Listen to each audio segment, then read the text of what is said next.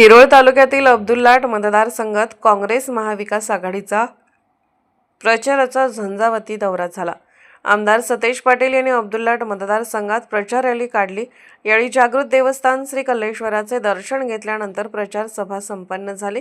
यावेळी बोलताना सतेज पाटील यांनी सर्वसामान्य जनतेला न्याय देण्याचा प्रयत्न महाविकास आघाडी करू शकते, तसेच शिरोळ तालुक्यात सर्वच पंचायत समिती, जिल्हा परिषद सदस्य निवडून येतील असे मत व्यक्त केले। यावेळी आरपीआयने पाठिंबा व्यक्त केल्याने महाविकास आघाडीची ताकद आणखीन वाढली आहे।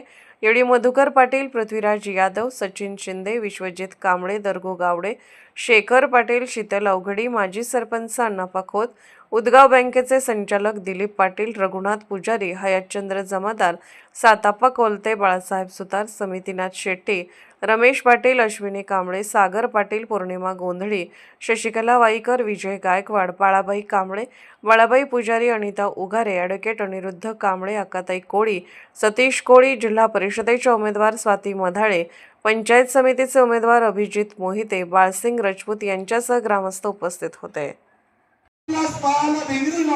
तुमच्यासाठी फिरतोय मी मगाशी म्हणलं तसं आमच्या घरातलं कोण उभारलेलं नाही, आमचे कार्यकर्ते उभारले, त्यांना ताकद देणं, त्यांना बळ देणं ही माझ्यासारख्या कार्यकर्त्याची जबाबदारी आहे।